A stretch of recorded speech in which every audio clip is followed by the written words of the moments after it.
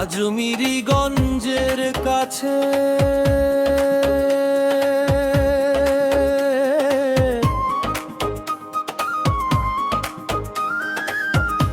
ঘোষ সম্প্রদায় তারা পূর্ব থেকেই আছে।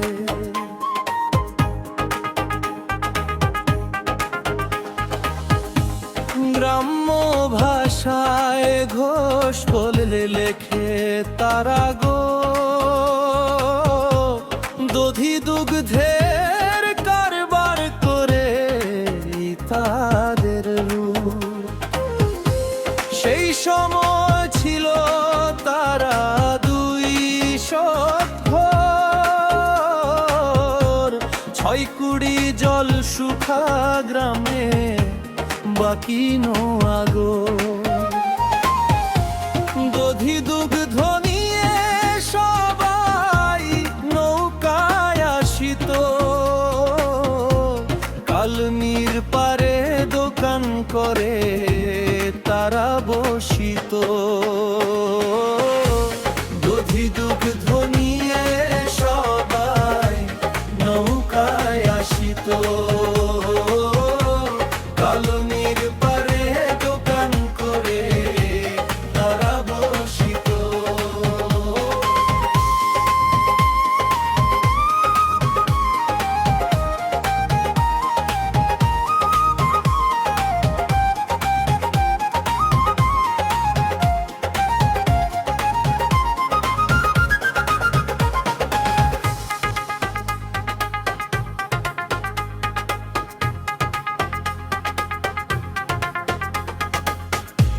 খাঁটি দুগ্ধের ছানা মিষ্টি মেলাতে মিলিত, কোন জিনিসে তখন ভেজাল ছিল না তো।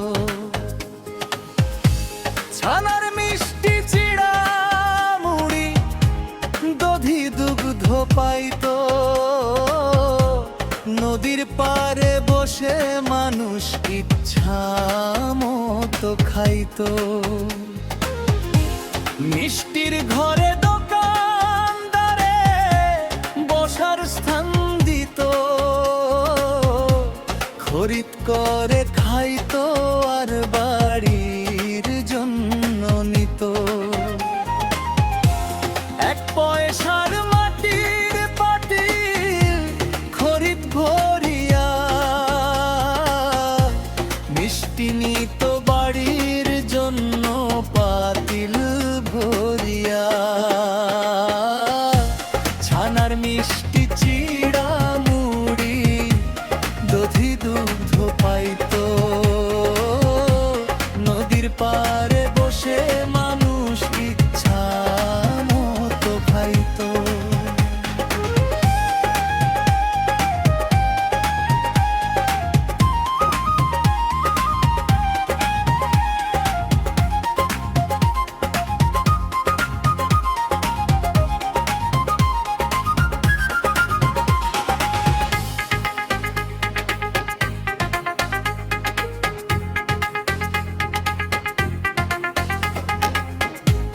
দ্বিতীয় বুধবারে হইতো লোকের মেলা, সচক্ষে দেখেছি যাহা আজও যায় না ভোলা।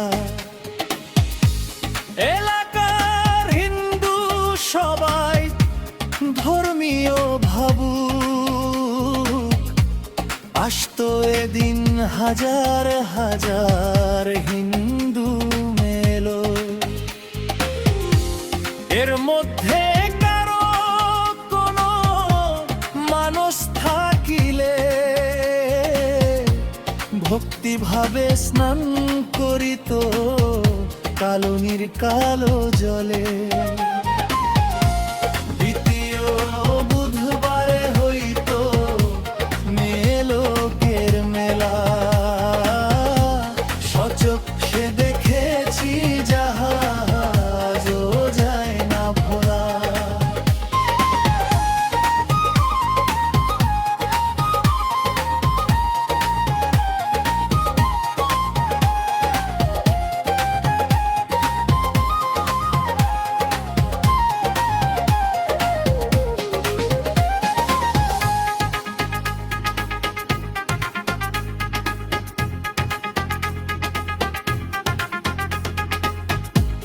ঢাকা সিলেট হতে মাল খরিদ করে লইতো, মেলা যোগে শতাধিক গানেরই নৌকাইতো। তৈল সাবান চুলের কাটা চিরুনি আর আয়না, আন্ত সময় উপযোগী ছোটদের খোলনা। কর্ণফুবলার মালা, হাতের বালা চুড়ি, এইসব নিয়ে দোকান করে বসতো সারি সারি। সাবান সোডা রেশমি